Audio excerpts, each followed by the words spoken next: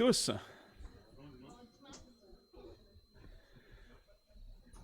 Alors, pour débuter, on va tout de suite entrer dans un temps de prière.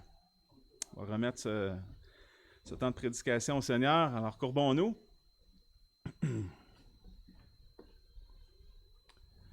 Dieu éternel, si on est ici, c'est grâce à toi parce que tu as racheté un peuple particulier, mon Dieu, pour t'adorer, te louer. C'est toi qui nous convoques ici ce matin et nous reconnaissons que nous sommes en ta présence, Seigneur.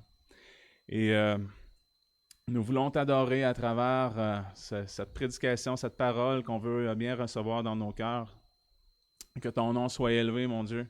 Puisses-tu nous éclairer, nous diriger, ouvrir nos cœurs, mon Dieu, afin qu'on puisse contempler ta face ce matin et te louer comme tu le mérites, mon Dieu.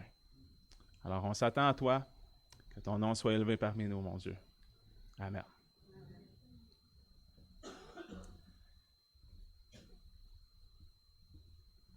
Alors, ce matin, on va voir une exposition de Philippiens, le chapitre 3, les versets 4 à 8.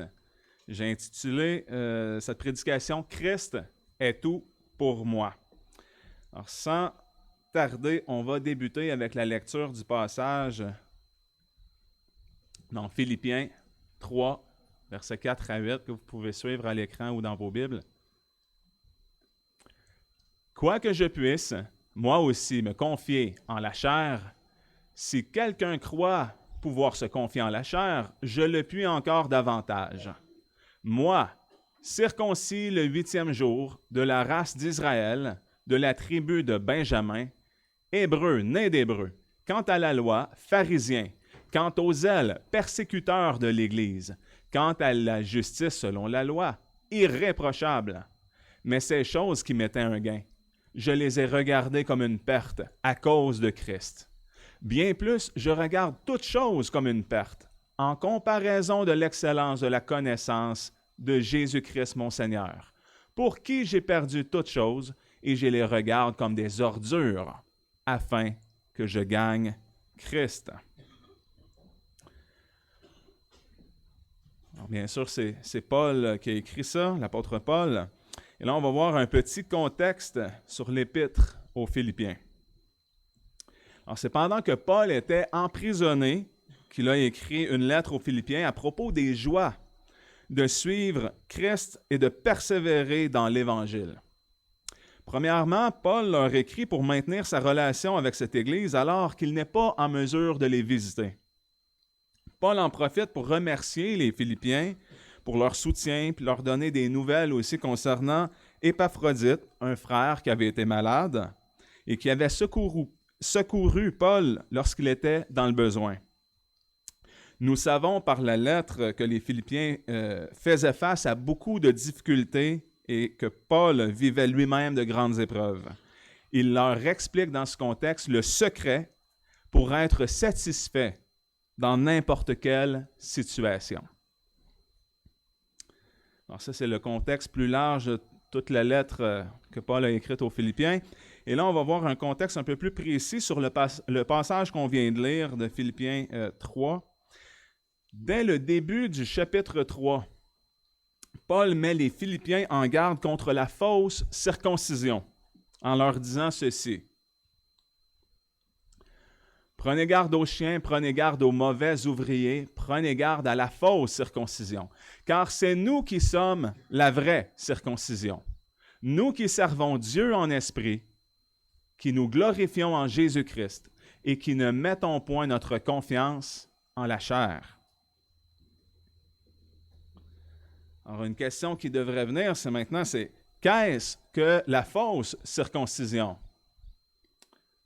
Parce qu'il nous met en garde de ne pas prendre, il nous met en garde contre la fausse circoncision. Alors, qu'est-ce que la fausse circoncision? Eh bien, c'est la circoncision qui vient de la main de l'homme. C'est tout ce qui peut conduire l'homme à mettre sa confiance en autre chose que Jésus-Christ seul. La circoncision fut donnée à Abraham comme signe de l'alliance que Dieu établit avec lui. On voit ça dans Genèse 17. Et la circoncision consistait à couper le prépuce de tous les enfants mâles le 8e jour après leur naissance. La circoncision fut intégrée dans le système religieux inauguré par Moïse et fut pratiquée tout au long de l'Ancien Testament. Et le terme incirconcis, c'est-à-dire le terme circoncis, fut dès lors employé pour désigner le peuple de Dieu et les Juifs appliquèrent aux infidèles le mot incirconcis. Paul insistait sur le fait que sans l'obéissance que la circoncision exige, cette circoncision faite de main d'homme devient incirconcision. Paul reproche souvent aux Juifs d'avoir abandonné le lien originel de la circoncision avec la foi d'Abraham et de ne considérer que cela comme un rite, comme une loi. Galates, chapitre 5, les versets 2 à 6. Je vous lis. « Moi, Paul, je vous dis que si vous vous faites circoncire, Christ ne vous servira de rien. Et je proteste encore à tout homme qui se fait circoncire, qu'il est obligé d'observer toute la loi. Vous êtes séparés de Christ, vous tous qui vous justifiez par la loi. Vous êtes déchus de la grâce. Car pour nous, nous attendons par l'Esprit l'espérance d'être justifiés par la foi. Car en Jésus-Christ, ce qui est efficace, ce n'est ni la circoncision, ni l'incirconcision, mais la foi agissant par la charité. » Alors, s'il y a une fausse circoncision, c'est qu'il y a aussi une vraie circoncision. Colossiens chapitre 2, verset 11. « En lui aussi vous avez été circoncis, d'une circoncision faite sans main, en dépouillant le corps des péchés de la chair, ce qui est la circoncision de Christ. » L'idée d'une véritable circoncision intérieure et non pas extérieure n'était pas nouvelle en soi. Autrement dit, ce n'est pas une invention de l'apôtre Paul. On retrouve cette idée de circoncision du cœur dans le Pentateuque, plus précisément dans le 5e livre. On voit ça dans le Deutéronome. On peut commencer avec ce passage au chapitre 10, les versets 16 à 17. Il dit « Circoncisez donc votre cœur, et ne roidissez plus votre cou, car l'Éternel votre Dieu est le Dieu des dieux et le Seigneur des seigneurs, le Dieu grand, puissant et terrible, qui n'a point d'égard à l'apparence des hommes, et ne reçoit point de présent. » Et toujours dans le même livre, dans Deutéronome au chapitre 30, « Et l'Éternel ton Dieu circoncira ton cœur et le cœur de ta postérité, pour que tu aimes l'Éternel ton Dieu de tout ton cœur et de toute ton âme, afin que tu vives. » Romains chapitre 2, les versets 17 à 29. Il y a une erreur ici, ce n'est pas juste 17 à 19, c'est 17 à 29. Toi donc, qui portes le nom de Juif, et qui te repose sur la loi, et qui te glorifie en Dieu, qui connaît sa volonté et discerne ce qui est contraire, étant instruit par la loi, qui croit être le conducteur des aveugles, la lumière de ceux qui sont dans les ténèbres, le docteur des ignorants, le maître des simples, ayant dans la loi la règle de la science et de la vérité. Toi donc, qui enseignes les autres, tu ne t'enseignes pas toi-même. Tu prêches de ne pas dérober et tu dérobes. Tu dis de ne pas commettre d'adultère et tu commets adultère. Tu as en abomination les idoles et tu commets des sacrilèges. Toi qui te glorifies de la loi, tu déshonores Dieu par la transgression de la loi. Car le nom de Dieu est blasphémé à cause de vous parmi les gentils. Comme cela est écrit, il est vrai que la circoncision est utile si tu observes la loi. Mais si tu es transgresseur de la loi, de circoncis tu deviens incirconcis. Si donc l'incirconcis garde les commandements de la loi, ne sera-t-il pas réputé circoncis, quoiqu'il soit incirconcis? Et si l'incirconcis de naissance accomplit la loi, il te condamnera, toi qui, avec la lettre de la loi et la circoncision, es transgresseur de la loi. Car celui-là n'est pas juif qui ne l'est qu'en dehors, et la circoncision n'est pas extérieure en la chair, mais celui-là est juif qui l'est au-dedans, et la circoncision est celle du cœur, selon l'esprit, et non selon la lettre. Et la louange de ce juif ne vient pas des hommes, mais de Dieu. L'apôtre Paul parle beaucoup de cette controverse entourant la circoncision. S'il m'en garde les Philippiens contre la fausse circoncision, il prend le temps d'enseigner sur ce sujet dans ses épîtres aux Romains, aux Corinthiens, aux Galates et aux Colossiens. Et il est vrai que le débat entourant la circoncision était beaucoup plus d'actualité au temps de Paul, mais le véritable souci de l'apôtre ici est de mettre en garde la fausse circoncision. En mettant en garde de la fausse circoncision, son souci est qu'il ne veut pas que personne mette sa confiance en quoi que ce soit d'autre qu'en Jésus-Christ seul. Son souci premier n'est pas de dénigrer le rite de la circoncision. L'important pour Paul est de prêcher le salut par la foi seule en Jésus-Christ. Et pour ce faire, il doit anéantir toute autre chose dans laquelle les hommes pourraient placer leur confiance, incluant le rite de la circoncision qui fut instauré par Dieu dans le Lévitique. Alors, ce n'est pas peu dire comment le sola fide est important, c'est-à-dire le salut par la foi seule. Il n'est pas rare qu'on retrouve dans les enseignements de l'apôtre Paul la notion que nul ne peut respecter la loi de Dieu parfaitement et que ceux qui tentent de satisfaire Dieu, c'est-à-dire de se mériter quoi que ce soit par leur obéissance à la loi, ils le font dans une cause qui est perdue d'avance.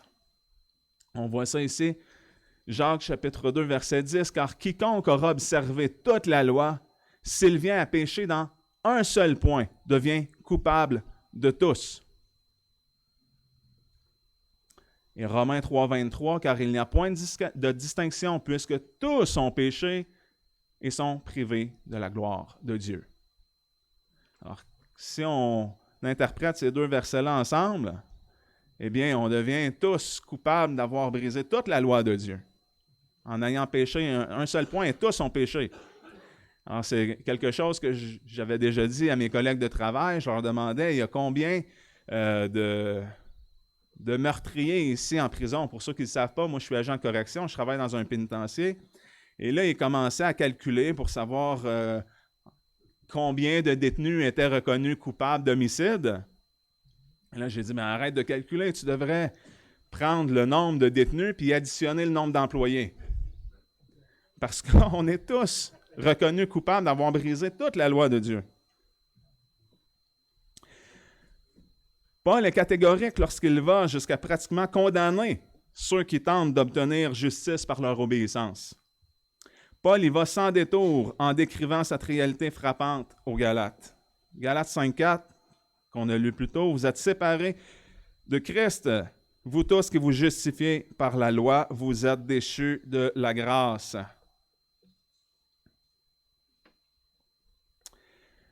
À être séparé de Christ ou à être déchu de la grâce n'est ni plus ni moins que d'être perdu, d'être coupable, d'être sans espoir, sans justice et dans l'attente d'une condamnation certaine. Alors, au-delà de l'attaque contre la circoncision de la chair, Paul veut que nous tournions nos regards vers Jésus-Christ, que nous reconnaissions non seulement la nécessité de croire en Christ, mais que nous comprenions cette vérité. Toute autre chose que Jésus ne vaut rien. Et cela me ramène au titre de ma prédication ce matin, « Christ est tout pour moi ». Relisons maintenant le passage de Philippiens, chapitre 3, 4 à 8. « Quoique je puisse, moi aussi me confier en la chair. Si quelqu'un croit pouvoir se confier en la chair, je le puis encore davantage. moi circoncis le 8e jour, de la race d'Israël, de la tribu de Benjamin, hébreu, né d'hébreu, quant à la loi, pharisien, quant aux zèles, persécuteur de l'Église, quant à la justice selon la loi, irréprochable. Mais ces choses qui m'étaient un gain, je les ai regardées comme une perte à cause de Christ. Bien plus, je regarde toutes choses comme une perte, en comparaison de l'excellence de la connaissance de Jésus-Christ mon Seigneur, pour qui j'ai perdu toutes choses. Je les regarde comme des ordures afin que je gagne Christ. Autrement dit, Paul nous dit qu'il pourrait plus que quiconque se confier en son statut de juif circoncis, mais qu'il regarde tout ça aujourd'hui comme n'ayant aucune valeur. Et il rajoute, bien plus, je regarde toute chose comme une perte en comparaison de l'excellence de la connaissance de Jésus. C'est pourquoi ce message que Paul écrit aux Philippiens s'adresse encore à nous aujourd'hui. Cela ne concerne pas uniquement le débat de la circoncision, mais tout ce qui dans nos vies pourrait nous réconforter à l'extérieur de Christ. Rien n'a de la valeur comparée à Jésus. Tout ce qu'on a et tout ce qu'on croit avoir n'est que néant en comparaison avec l'excellence de la connaissance du Seigneur. Et de la même manière, nos difficultés, nos épreuves et toutes nos souffrances nous affectent beaucoup moins lorsqu'on sait que nous avons Jésus-Christ, car en lui seul est la vie éternelle. Alors, Christ est tout pour moi. Là, je vais vous raconter un exemple, une histoire. Que cette histoire-là soit vraie ou non, m'importe peu, car c'est la morale de l'histoire qui est importante. Il s'agit d'un pasteur affligé qui prétendait avoir tout perdu dans un incendie. Ce pasteur avait une femme, des enfants, une maison et une vie heureuse. Tout allait bien.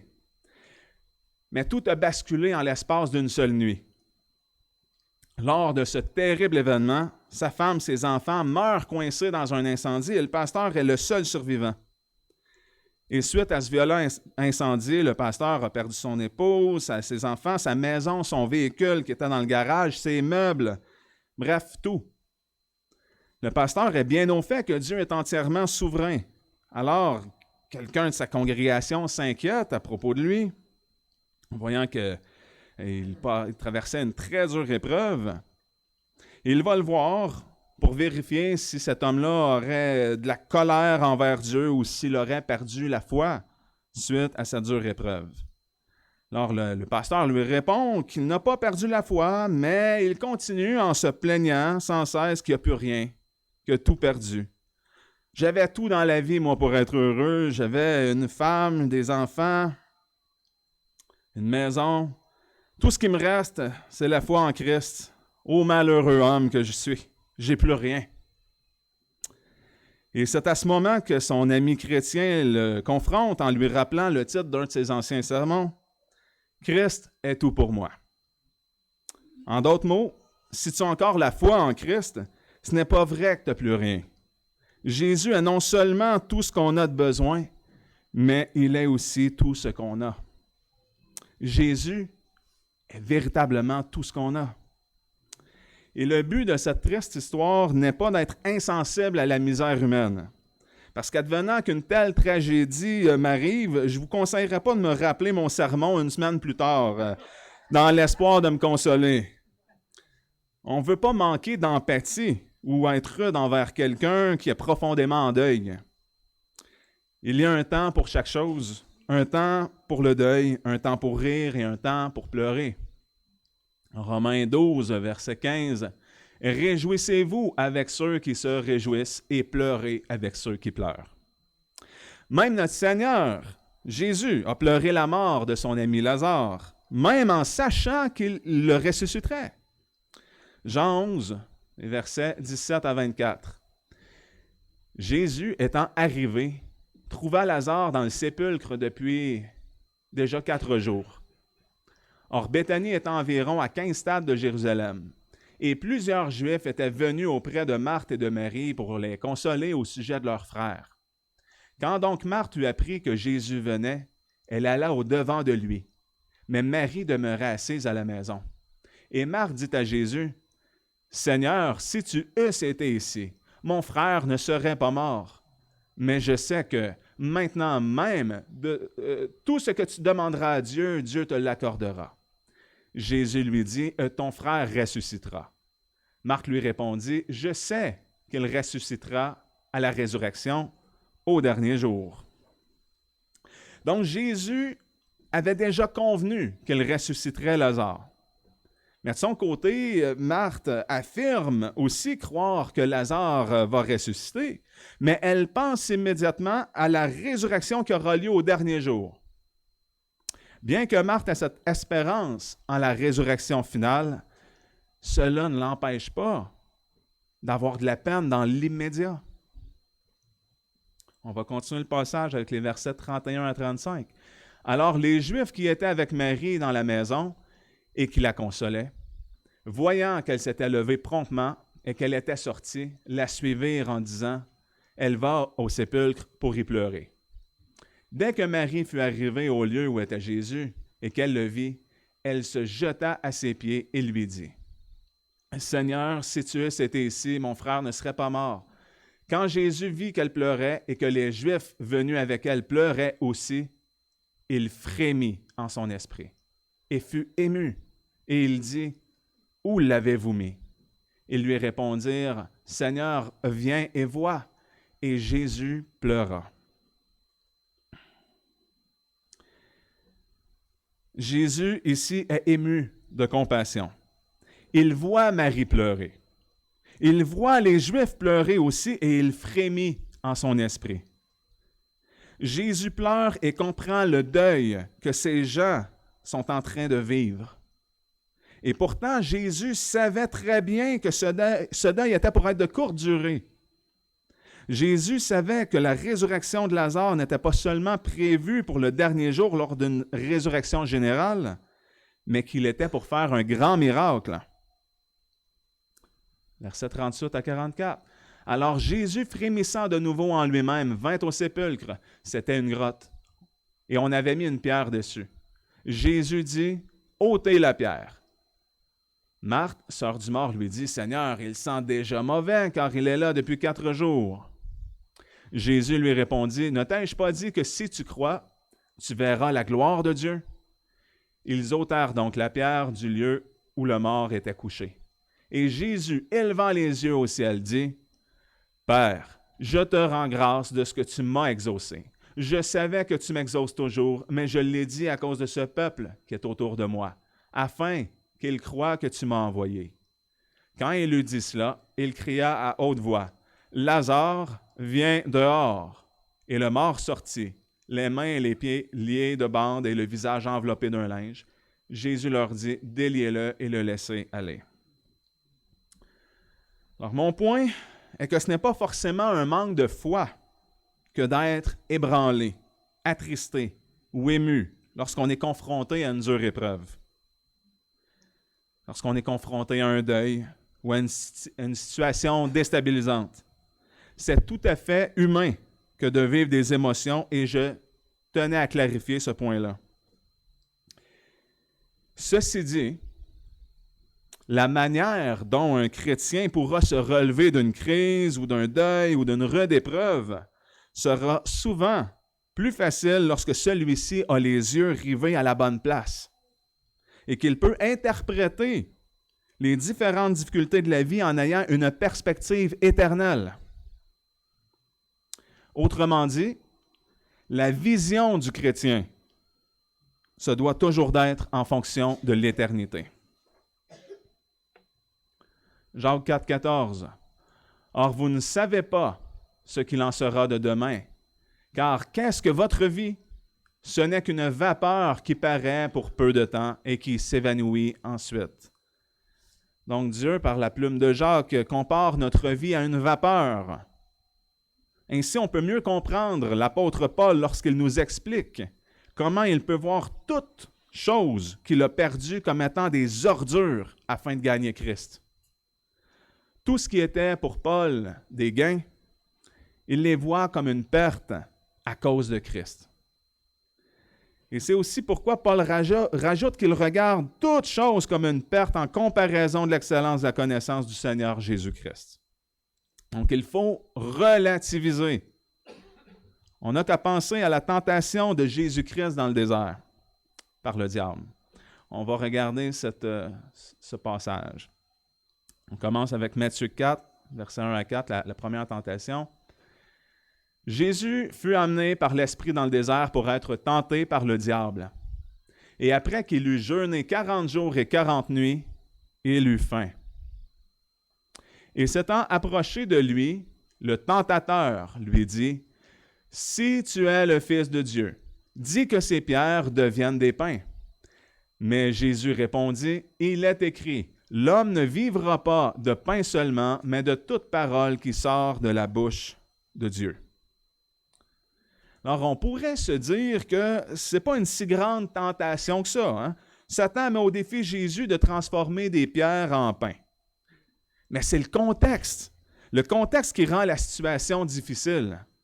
Puisque Jésus a jeûné quand même pendant 40 jours et 40 nuits. Alors, Jésus eut faim et c'est dans ces circonstances que le diable tente d'exploiter cette opportunité pour corrompre Jésus. Bien entendu, Jésus résista à la tentation en lui citant la parole de Dieu. Deuxième tentation, versets 5 à 7. Alors le diable le mena dans la ville sainte et le mit sur le haut du temple et lui dit, « Si tu es le Fils de Dieu, jette-toi en bas. Car il est écrit qu'il ordonnera à ses anges d'avoir soin de toi. Et ils te porteront dans leurs mains, de peur que tu ne heurtes ton pied contre quelque pierre. » Jésus lui dit, « Il est aussi écrit, tu ne tenteras point le Seigneur ton Dieu. » Encore une fois, le diable tente Jésus et cette fois en misant sur deux choses, l'orgueil et la ruse. Je m'explique. Premièrement, le diable lui dit, « Si tu es le Fils de Dieu, en d'autres mots, je te mets au défi de me prouver que tu es véritablement le Fils de Dieu. » C'est souvent avec ce genre de tactique que les personnes ayant une personnalité plus compétitive vont se faire avoir. On est mis au défi, notre orgueil embarque, et tout d'un coup, on est pris d'un sentiment de vouloir se prouver. Et deuxièmement, le diable utilise la ruse en citant lui-même les Écritures. Ici, Satan cite le psaume 91. Et en faisant ça, c'est comme s'il est en train de dire à Jésus, « Si tu es véritablement le Fils de Dieu, il ne t'arrivera aucun mal, à moins que tu doutes des promesses de Dieu contenues dans la Bible. » Voyez la ruse? Mais encore une fois, Jésus résiste en citant les Saintes Écritures. Quand il dit « Tu ne tenteras point le Seigneur ton Dieu ». Petite parenthèse, il y a des gens dans certaines églises, et là je dis le mot église entre parenthèses, c'est souvent des églises charismatiques, où ils vont performer des actes dangereux, comme manipuler des serpents venimeux, tout ça, sous prétexte qu'ils s'appuient sur les promesses divines de nous protéger des serpents et du poison. Fait qu'ils en font pratiquement un spectacle, puis ils font ça là, pendant le culte, là, ils sortent des vrais serpents venimeux, tout ça. Il y a des pasteurs qui sont déjà morts de ça, c'est des histoires vraies. Eh bien, ceux qui font de telles choses font exactement ce que le diable voulait. Ils tentent Dieu, et c'est mal. La troisième tentation, dans les versets 8 à 10, le diable le mena encore sur une montagne fort haute et lui montra tous les royaumes du monde et leur gloire. Et lui dit, « Je te donnerai toutes ces choses, si te prosternant tu m'adores. » Alors Jésus lui dit, « Arrière, Satan, car il est écrit, tu adoreras le Seigneur ton Dieu et tu le serviras lui seul. » Lors de cette troisième et dernière tentative par le diable, on peut facilement comprendre pourquoi cette tentation peut sembler forte. Le diable montre tous les royaumes du monde et leur gloire à Jésus et lui offre de lui donner toutes ces choses si Jésus accepte de se prosterner, de l'adorer, ne serait-ce qu'une seule fois. Et là, vous comprendrez pourquoi je dis qu'il faut relativiser. On aurait beau mettre toutes les richesses, tous les royaumes du monde dans une balance d'un côté, mais si ce qu'il y a de l'autre côté, c'est le Seigneur Jésus-Christ et toutes les richesses du royaume éternel de Dieu, eh bien, les richesses de tout le monde, de toute la création ne feront jamais le poids. Marc 8,36. Que servirait-il à un homme de gagner tout le monde s'il perd son âme? Jésus comprenait que la gloire de tous les royaumes de la terre était éphémère, tandis que la gloire venue du Père est éternelle. Toutes les richesses du monde sont corruptibles, mais l'héritage de Dieu est incorruptible. Jésus avait les yeux fixés à la bonne place, comme toujours.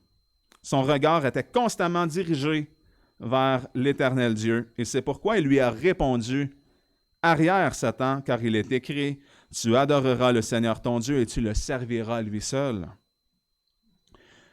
Ceux qui osent vendre leur âme au diable en échange d'un succès immédiat le font en ayant une perspective de la vie très limitée.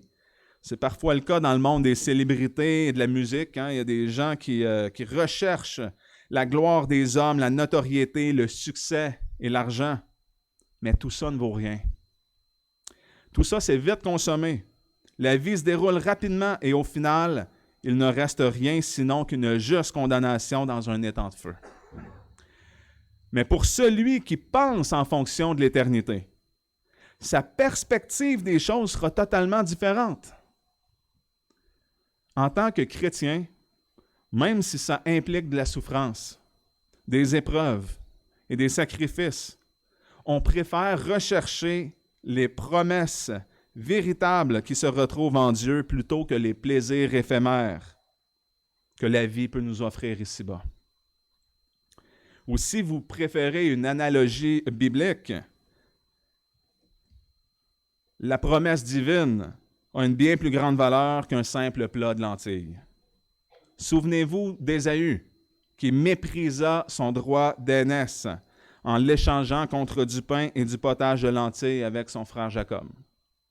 Il a mangé, il a bu, et c'était déjà terminé. Alors, la valeur des choses est subjective. On va prendre maintenant l'exemple d'un des hommes les plus riches au monde, Bill Gates. Sa fortune en 2023 est présentement estimée à 107 milliards de dollars américains. Et supposons que Bill Gates gagne 5 millions de dollars à la loterie. Disons que ça n'aurait pas un très gros impact pour Bill Gates, qui a déjà 107 millions de dollars américains. Milliards, 107 milliards. Ça serait pratiquement comme si vous et moi avions gagné 100 dollars. Là. Il n'y aurait rien de significatif pour changer sa vie. Mais si vous étiez le gagnant de 5 millions de dollars, et là, je tiens à spécifier que je n'encourage pas les gens à jouer à la loterie, qui est une forme de taxe volontaire, je dis juste ça à titre d'exemple, vous éprouveriez fort probablement plus de joie que Bill Gates d'hériter de 5 millions de dollars. Pourquoi? Bien, parce que votre vie serait beaucoup plus directement touchée, car le 5 millions de dollars aurait un impact considérable sur vous, sur votre mode de vie, sur votre avenir ou l'avenir de vos enfants. Tandis qu'un milliardaire, lui, n'appréciera pas autant. Eh bien, de la même manière, un incrédule ne pourra pas apprécier la réelle valeur de ce que Dieu nous offre. Et c'est pourquoi il préfère les joies temporaires que le péché peut lui offrir. Pour celui qui ne pense pas à la vie après la mort, tout ce qui lui reste, c'est ce que le monde ici-bas a à lui offrir dès maintenant. Mais pour nous qui sommes chrétiens, il est important de bien connaître la valeur de notre Seigneur Jésus-Christ. Les Saintes Écritures nous disent que nous avons péché et qu'un seul péché est suffisant pour nous rendre coupables de tous les autres péchés, c'est-à-dire d'avoir brisé toute la loi divine. La Bible nous déclare que le salaire du péché, c'est la mort. Nous sommes donc tous coupables d'avoir péché, nous sommes souillés, privés de la gloire de Dieu, et nous avons une dette que personne d'entre nous sommes capables de rembourser, puisque nous avons offensé un Dieu infiniment saint, infiniment glorieux et éternel.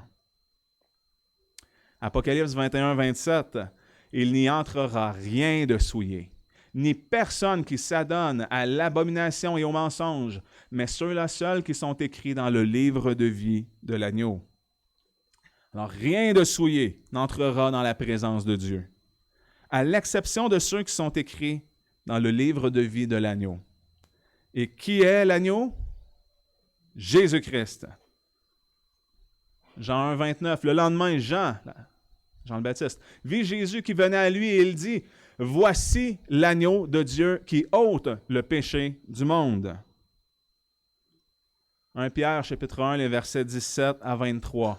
« Et si vous invoquez comme votre Père celui qui, sans faire exception de personne, juge selon l'œuvre de chacun, conduisez-vous avec crainte durant le temps de votre habitation passagère ici-bas, sachant que vous avez été rachetés de la vaine manière de vivre que vous aviez héritée de vos pères, non par des choses périssables, comme l'argent et l'or, mais par un précieux sang, comme d'un agneau, sans défaut et sans tache, Christ, destiné déjà avant la création du monde, et manifesté dans les derniers temps à cause de vous, qui par lui croyez en Dieu, qui l'a ressuscité des morts et l'a glorifié, afin que votre foi et votre espérance fussent en Dieu, ayant purifié vos âmes en obéissant à la vérité, par l'Esprit pour avoir un amour fraternel et sans hypocrisie.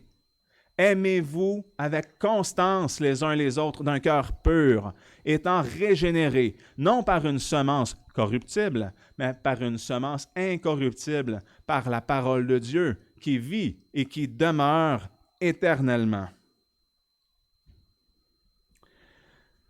Le sang de Jésus est précieux car il est unique et capable de nous purifier, capable de nous racheter et capable de laver nos souillures une fois pour toutes.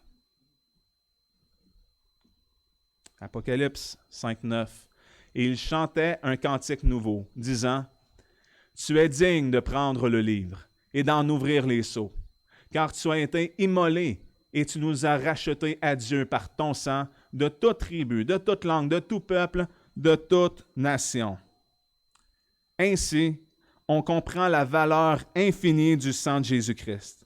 Nous n'avons pas d'autre choix que de s'accrocher à lui de toutes nos forces, même si cela signifie de laisser tomber tout le reste. Pourquoi? Parce qu'on croit que Jésus nous offre de loin la plus grande valeur. Il n'y a rien que d'importance dans ce monde temporaire lorsque nous comprenons le temps de bien évaluer selon une perspective éternelle et que nous reconnaissons la véritable valeur qui est en Jésus-Christ. Est-ce que vous avez déjà entendu parler de l'histoire à propos du singe? Il y a dans certaines tribus, le singe est un animal chassé pour manger sa cervelle. D'ailleurs, en Chine, dans certaines parties de l'Asie du Sud-Est, les cerveaux de singes sont considérés comme des mets délicats, très prisés. Il y a beaucoup de superstitions. Là, je tiens à dire, c'est de la superstition de rattacher à ça. Certains croient que ça peut procurer une sagesse ancienne, le fait de manger ça. Et l'une des méthodes pour capturer les singes, c'est avec un piège, où ils vont prendre un bol ou un plat qui a une petite ouverture. Et le singe sera capable d'insérer sa main en la glissant d'un certain angle pour aller chercher la nourriture à l'intérieur. Mais lorsque le singe saisit la nourriture, son poing devient plus gros et il reste coincé.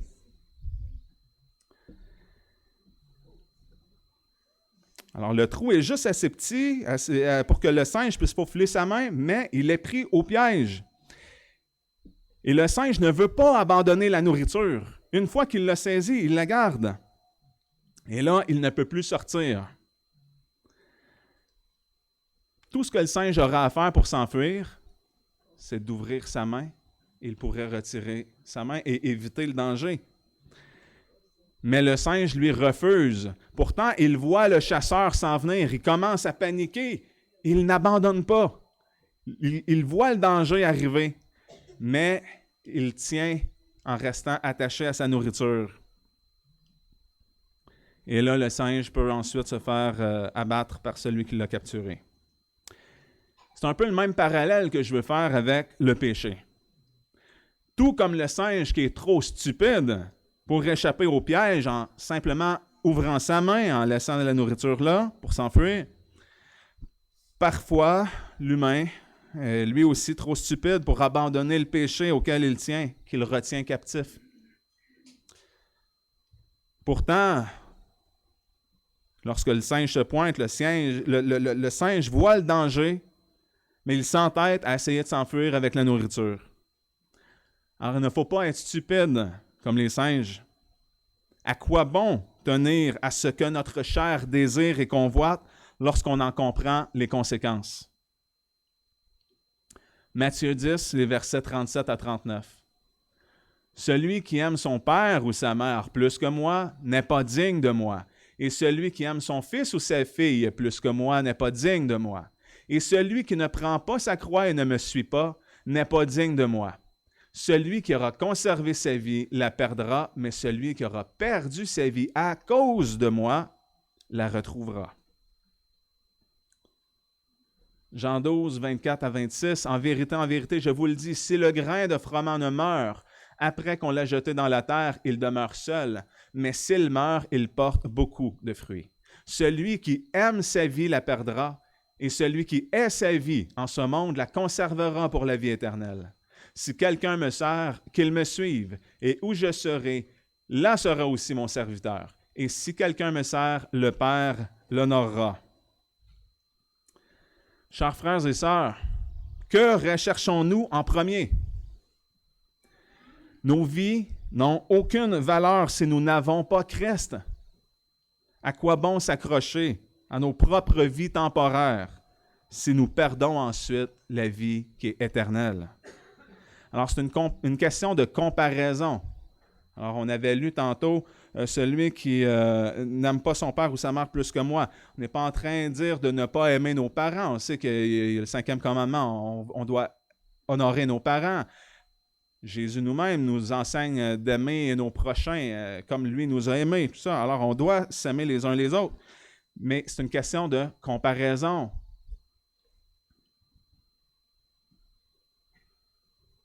Il y a le temporaire et l'éternel. D'un côté, il y a les richesses qui sont éphémères, contre un héritage qui est permanent. Il y a de la poussière ou un trésor intarissable.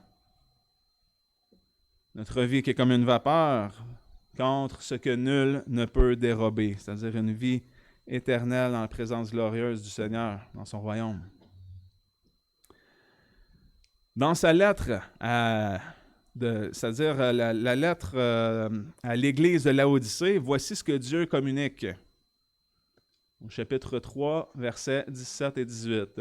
« Car tu dis, je suis riche, je me suis enrichi, je n'ai besoin de rien.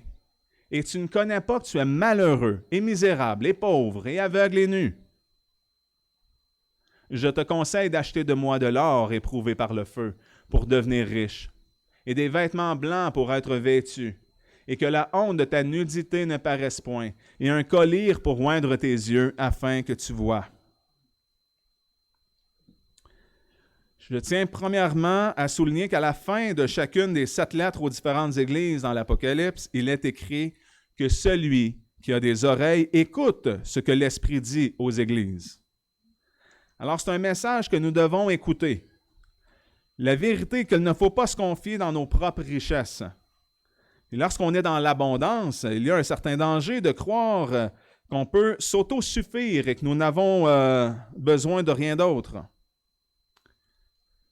L'homme qui est sans Christ peut croire que sa vie va bien, qu'il est heureux, qu'il est riche, bien vêtu, qu'il voit clair. Mais en réalité, c'est l'inverse. Pourquoi? Parce que devant Dieu, aucune de ses richesses ne pourront demeurer. Sa nudité refera surface et il comprendra qu'il était aveugle, n'ayant pas vu la nécessité d'être attaché à Christ. Alors, si on décortique le passage ici au verset 17, la misère spirituelle des hommes est métaphoriquement exprimée en 3 points. Alors, il y a le premier point qui est malheureux, misérable et pauvre. Ensuite, aveugle et nu. Et chaque point correspond ensuite au remède qui est offert au verset suivant, au verset 18. Acheter de l'or éprouvé par le feu pour devenir riche. Acheter de Dieu des vêtements blancs pour être vêtus. Et acheter de Dieu un collier pour oindre nos yeux afin de voir. Il y a 3 choses que j'aimerais porter à votre attention. Premièrement, ceux qui se disent riches dans le passage ne connaissent pas leur véritable condition. Deuxièmement, Dieu conseille à ceux qui croient être indépendants en se reposant sur leur propre richesse d'acheter des remèdes pouvant résoudre les problèmes reliés à leur véritable condition spirituelle. Et troisièmement, Dieu est celui qui vend les remèdes. Il dit, je te conseille d'acheter de moi. Et là, j'imagine que vous pouvez peut-être vous poser une petite question. Comment est-ce que quelqu'un qui est misérable, qui est pauvre, peut acheter quoi que ce soit de Dieu? Car après tout, nous n'avons rien à offrir à Dieu. Et quel serait le prix à payer pour obtenir un tel or éprouvé par le feu, ou pour obtenir des vêtements blancs ou un collier pour les yeux? En vérité, cet achat auprès du Seigneur s'effectue sans aucun argent et sans aucun prix. Christ et sa grâce sont donnés gratuitement. Ésaïe 55, versets 1 à 3. « Ô vous tous qui êtes altérés, venez aux eaux. Et vous qui n'avez point d'argent, venez acheter et manger. Venez acheter sans argent et sans aucun prix du vin et du lait. Pourquoi dépensez-vous l'argent pour ce qui ne nourrit pas et votre travail pour ce qui ne rassasie pas? Écoutez-moi et vous mangerez ce qui est bon, et vous jouirez à plaisir de ce qu'il y a de meilleur. Prêtez l'oreille et venez à moi. Écoutez, et votre âme vivra, et je traiterai avec vous une alliance éternelle selon les gratuités immuables données à David. Il s'agit dans ce passage d'Ésaïe 55 d'un appel à profiter du salut gratuit. Et ce salut fut acquis 2 chapitres plus tôt, au chapitre 53, par le serviteur de l'Éternel, et couronné par la restauration glorieuse de Sion, au chapitre 54. Dans un nouveau discours, le prophète Ésaïe montre par quels moyens simples et accessibles à tous on peut s'approprier le salut. Par le moyen de la foi, et non pas par les œuvres. Et il invite quiconque soupire après la grâce à la saisir sans se laisser arrêter par le doute ou la crainte. Et on peut retrouver une proclamation similaire à ça par la bouche de Jésus-Christ dans Jean 7, 37. On va lire versets 37 à 39. « Le dernier et le grand jour de la fête, Jésus se trouvait là et s'écriait, « Si quelqu'un a soif, qu'il vienne à moi et qu'il boive. Celui qui croit en moi, des fleuves d'eau vive couleront de son sein, comme dit l'Écriture.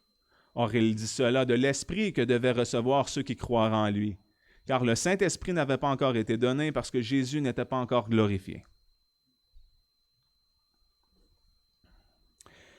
D'ailleurs, le collier pour oindre les yeux qu'on retrouve dans notre passage dans l'Apocalypse est une référence à l'onction du Saint-Esprit qui éclaire et rend capable l'homme de saisir les choses spirituelles. Apocalypse 21, 6, il me dit « C'est en effet, je suis l'alpha et l'oméga, le commencement et la fin. Je donnerai gratuitement de la source d'eau vive à celui qui a soif. » Et encore, Jean 6, 35, et Jésus leur répondit « Je suis le pain de vie. Celui qui vient à moi n'aura jamais faim et celui qui croit en moi n'aura jamais soif.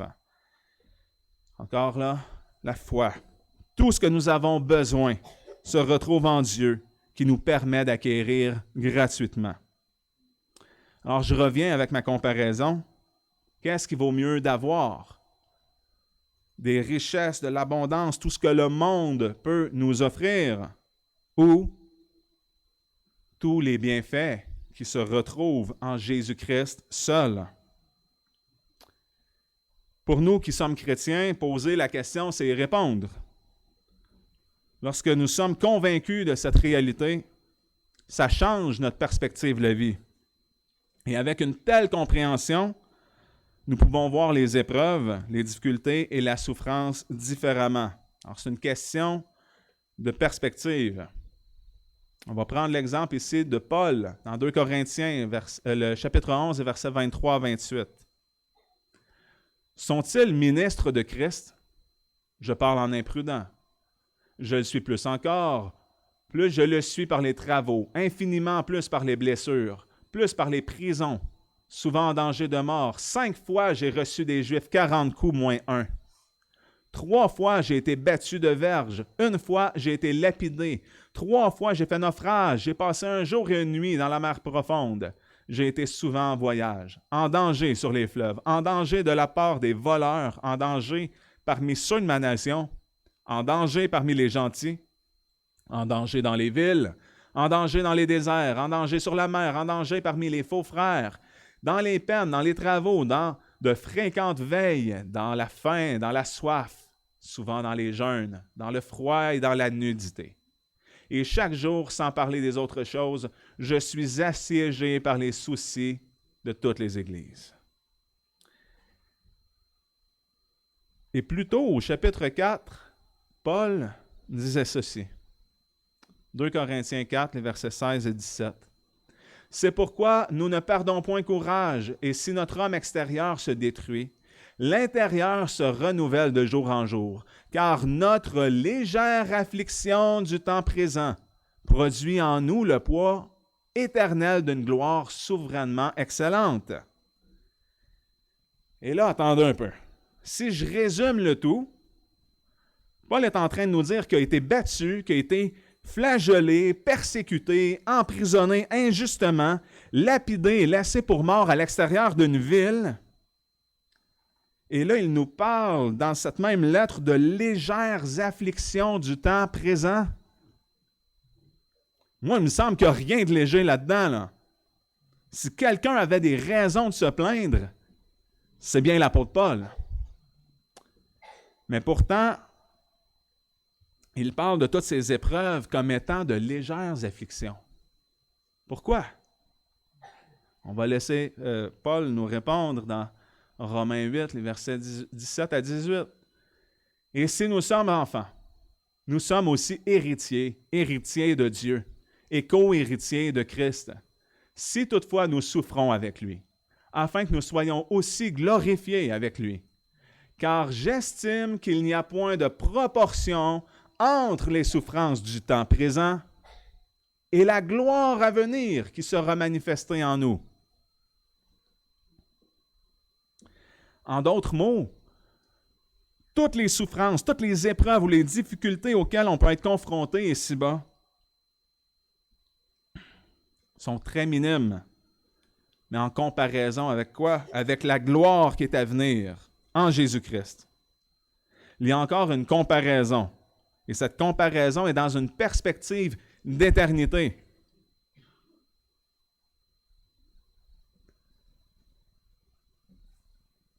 Alors, notre légère affliction du temps présent produit en nous le poids éternel d'une gloire souverainement excellente, puisque nous ne regardons point aux choses visibles, mais aux invisibles. Car les choses visibles sont pour un temps, mais les invisibles sont éternels. Paul regardait sans cesse vers les choses célestes. La pensée de Paul était en fonction de l'éternité. Ses yeux étaient tournés vers Dieu, fixés sur lui. Voilà pourquoi Paul peut décrire toutes les souffrances et les épreuves qu'il a vécues et les nôtres comme étant une légère affliction. Tout dépend des yeux de celui qui regarde. Vous connaissez peut-être l'exemple du verre d'eau.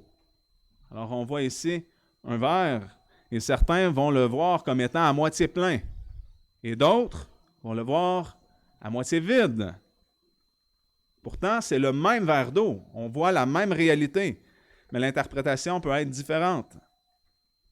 C'est la même chose. Un autre bon exemple, c'est le Grand Canyon. Alors ici, une image du Grand Canyon.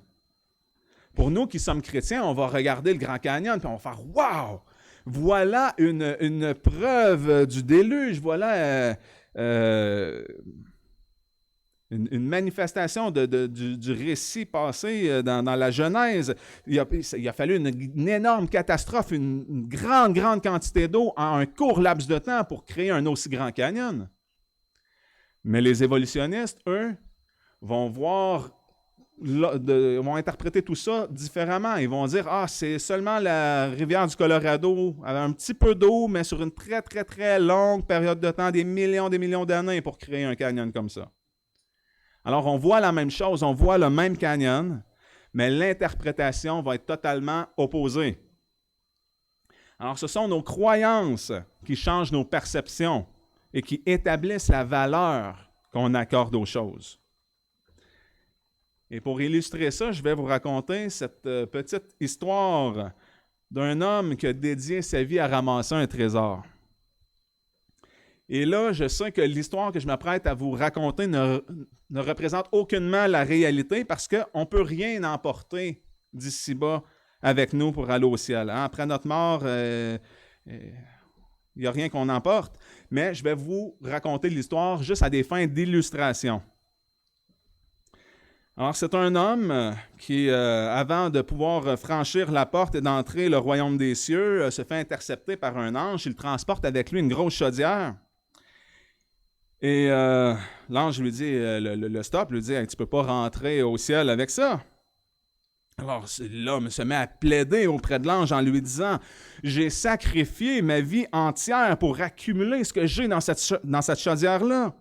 J'ai consacré toute mon énergie, tout mon temps, mes efforts pour réussir à gagner ça. Laissez-moi l'emporter, s'il vous plaît. »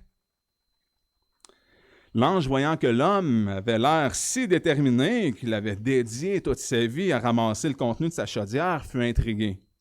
« Je comprends à quel point votre chaudière doit être précieuse, lui répondit l'ange. Vous avez tout investi votre vie à obtenir cette chaudière, alors je réalise très bien pourquoi vous ne voulez pas l'abandonner. Mais je suis curieux de voir ce que votre chaudière contient. J'aimerais connaître ce qu'il y a assez d'important pour qu'un homme puisse investir sa vie entière pour obtenir une telle chose. Permettez-moi de jeter un coup d'œil au contenu de votre chaudière. » Alors l'homme soulève le couvercle de sa chaudière et lui montre fièrement le contenu. La chaudière était remplie d'or pur à rebord. Alors l'ange s'exclama, « Vous avez dédié votre vie pour ça? Vous vous êtes accroché toute votre vie à une chaudière d'asphalte? On pave nos rues avec ça dans le royaume des cieux. »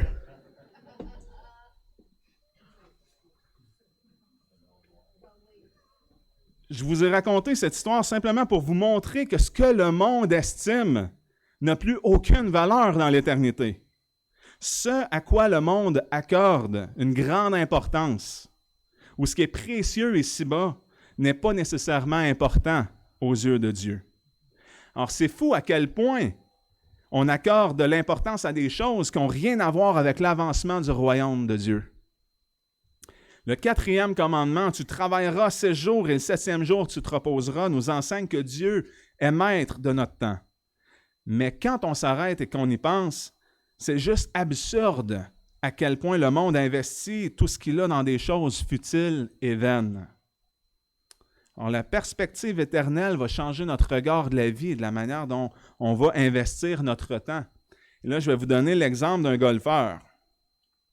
Saviez-vous que le sport individuel le plus pratiqué au monde, c'est le golf? Il y a plus de 90 millions de joueurs sur le globe qui pratiquent ce sport-là. Et selon un site spécialisé sur le golf, l'investissement en temps pour devenir un bon golfeur est énorme. Par exemple, si vous prenez 5 heures pour faire un 18 trous et que vous faites 1 ou 2 sessions de pratique par semaine, vous arrivez à un total d'environ 8 heures de golf par semaine, 400 heures de pratique par année. Et là, on parle d'un joueur amateur. Avant même de commencer à jouer, vous devez apprendre à garder la bonne position, bien regarder constamment votre balle avant de vous élancer, placer vos pieds de la bonne manière, comprendre les subtilités du vent, les conditions du terrain, etc. Vous devez apprendre à sélectionner le bon bâton parce qu'il y en a qui ont une rigidité dans la tige bien précise selon chaque joueur, selon la stature du joueur, selon sa force physique.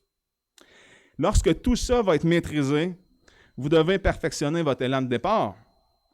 Et ce n'est pas tout. Vous allez ensuite vous entraîner à bien potter lorsque votre balle est rendue sur le verre. Ça va nécessiter d'apprendre des techniques totalement différentes. Et au fil des saisons, après vous être exercé à pratiquer des milliers d'heures, puis après avoir investi des milliers de dollars, vous réussirez peut-être à faire rentrer une petite balle blanche dans un trou dans la terre un coup plus rapidement que la normale. Chers frères et sœurs, je ne vous raconte pas ça pour que vous abandonniez tous vos passe-temps ou vos activités préférées. Il n'y a pas de problème à jouer une partie de golf, à faire du tricot, jouer de la guitare, toutes sortes d'autres activités, il n'y a pas de problème. Mais je voulais simplement démontrer qu'on peut investir beaucoup trop de temps et nos ressources dans des choses qui sont vaines. Sommes-nous passionnés davantage par des futiles passe-temps que par Dieu? Devrions-nous investir notre vie dans ce qui ne contribue en rien à l'avancement du royaume? À moins que vous ne deveniez un professionnel de golf et que ce soit votre métier, vous auriez beau devenir le meilleur golfeur du village, ça ne vous apportera rien. Premièrement, ça ne vous permettra pas d'en tirer profit, car au contraire, c'est vous qui allez payer pour pratiquer ce sport. Et deuxièmement, vos talents de golfeur ou de joueur de billard ou peu importe autre ne vous seront d'aucune utilité dans le royaume des cieux. Je me répète, mais le monde estime beaucoup trop ce qui n'a aucune réelle valeur. La pensée de l'éternité est ce qui change notre vision de la vie et notre échelle de priorité. Là, je vais vous donner un autre exemple, c'est celui de Scrooge. On connaît peut-être l'œuvre classique de Charles Dickens intitulée A Christmas Carol, ou en français, Un conte de Noël. Ce conte a été publié en 1843. C'est un grand classique qui nous raconte l'histoire d'un homme appelé Ebenezer Scrooge, un homme riche, un homme d'affaires qui ne connaît ni la bonté ni la charité. Et l'histoire est subdivisée en 5 couplets, 5 sections. Dans le premier couplet, Scrooge nous est présenté comme un patron sans cœur qui exploite son employé Bob Cratchit. Scrooge est aussi présenté comme un homme pour qui la famille n'a aucune importance et pour qui l'argent est tout ce qui prime en refusant d'aider les plus pauvres.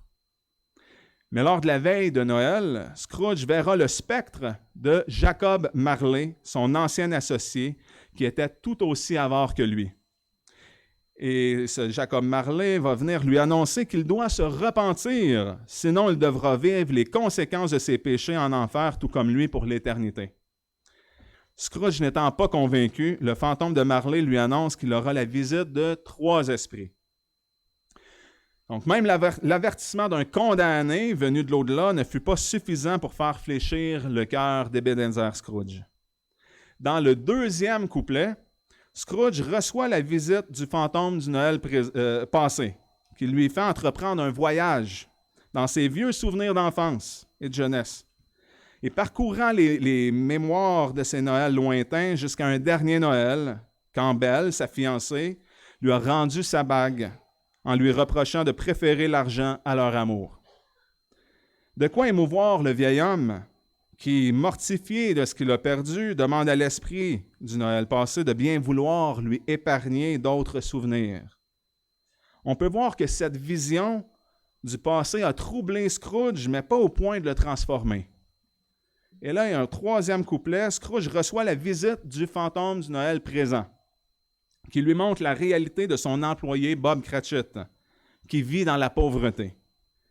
Il voit Cratchit revenir de l'église avec son jeune fils Tiny Tim et s'installer avec sa famille pour déguster un très maigre repas des fêtes, où Tiny Tim est le dernier à porter ce toast « Que Dieu bénisse chacun de nous ». Il est aussi témoin que la famille Cratchit lève leur verre à la santé de M. Scrooge, qui, selon eux, leur permet de pouvoir se payer cette petite fête en offrant du travail à Cratchit. C'est alors que Scrooge constate que Tiny Tim est mourant. Inquiet devant cette scène éclairante, Scrooge éprouve de la tristesse et de la douleur. Et encore là, la vision du présent suscite de vives émotions chez Scrooge, mais pas assez pour changer sa vie. Et dans le 4e couplet, il reçoit la visite du fantôme du Noël futur. Lors de cette visite, Ebenezer sera confronté à la vision d'un mystérieux cadavre dont personne ne semble pleurer la mort. Il verra ensuite la famille Cratchit dans le deuil suite au décès du jeune Tiny Tim.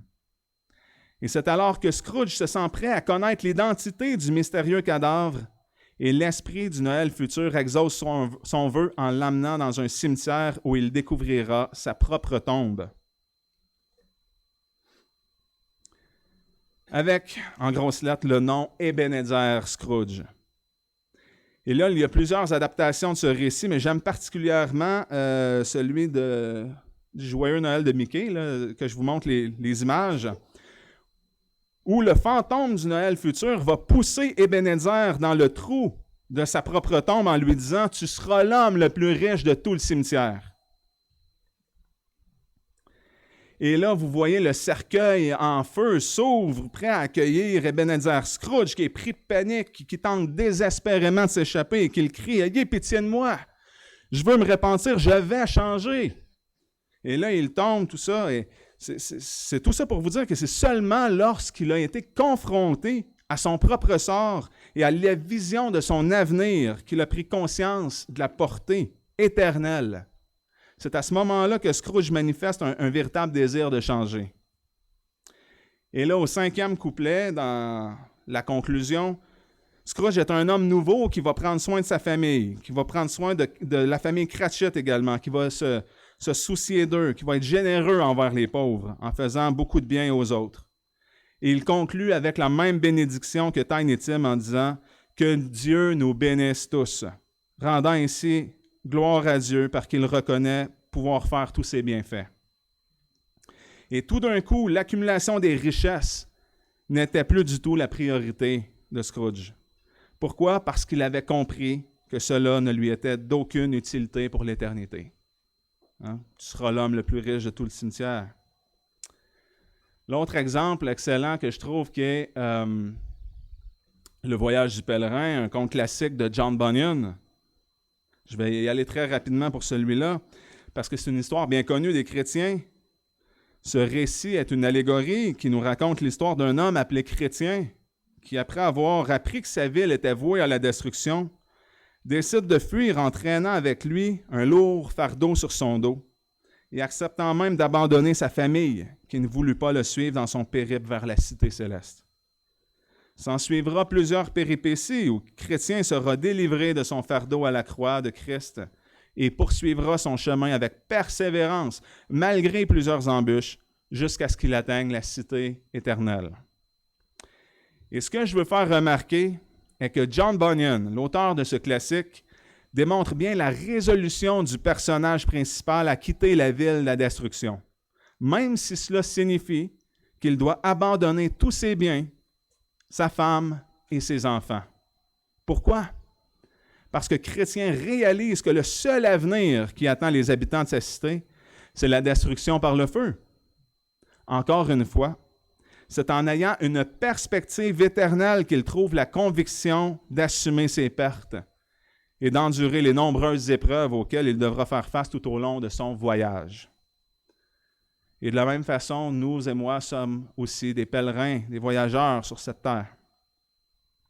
Alors ma prière, chers frères et sœurs, pour moi ce matin, c'est que nous puissions, nous aussi, avoir cette perspective éternelle, les yeux fixés sur Christ, désirant faire la volonté de Dieu et recherchant l'avancement du royaume. Ma prière est que nous puissions dire, tout comme l'apôtre Paul qui avait une juste compréhension de l'éternité et le regard tourné vers Dieu, qu'on puisse dire, bien plus je regarde toute chose comme une perte, en comparaison de l'excellence de la connaissance de Jésus-Christ, mon Seigneur. Pour qui j'ai perdu toutes choses, je les regarde comme des ordures afin que je gagne Christ.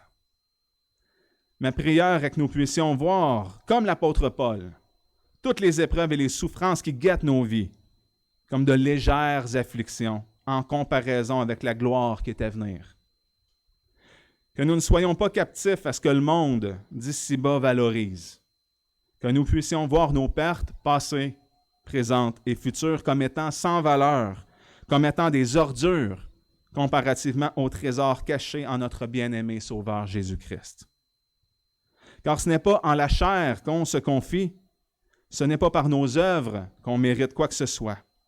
Et ce n'est certainement pas par nos richesses ou par peu importe ce qu'on croit détenir qu'on obtiendra la gloire éternelle. Christ est tout pour moi. Amen. Alors, merci de votre attention. Et pour conclure, j'aimerais reprendre avec les enfants le petit questionnaire que j'ai préparé. J'espère que vous avez bien suivi. Alors, la première question, quel apôtre a écrit l'Épître aux Philippiens? Ah, tiens! L'apôtre Paul, merci beaucoup. Exact. Deuxième question à choix de réponse, quelle est la vraie circoncision? Alors, numéro A, couper le prépuce d'un enfant mort le 8e jour après sa naissance. B, l'obéissance stricte à la loi de Moïse. C, la circoncision du cœur selon l'Esprit qui vient de Dieu. Ou D, la preuve charnelle d'être un Juif selon notre descendance naturelle. Caleb. C, la circoncision du cœur selon l'Esprit qui vient de Dieu. Merci. C'est ça la vraie circoncision dont nous parle Paul. 3. À quoi Jacques compare notre vie qui est éphémère? Elia. Oh, merci. À de la vapeur, exactement. On voit ça dans Jacques 4, 14. Quatrième question. Dans Apocalypse 3, les versets 17 à 18. Dieu conseille d'acheter de lui de l'or, des vêtements blancs et un collier pour les yeux afin de remédier à la misère spirituelle. Comment fait-on pour acheter ces choses et avec quel argent? Elliot. Exactement, c'est totalement gratuit. Tout se trouve dans les grâces du Seigneur Jésus-Christ, qui donne gratuitement. Et finalement, la cinquième question. Paul a été battu, lapidé, emprisonné et persécuté. Comment peut-il considérer tout ça comme étant de légères afflictions? Il y a plusieurs réponses possibles. Oui.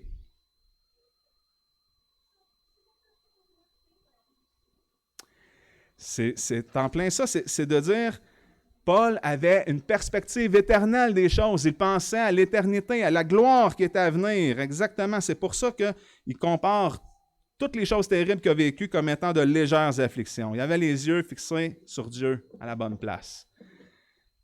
Alors, mon frère Pascal, on va poursuivre. Est-ce qu'il y a un chant ou d'autres choses? Venez.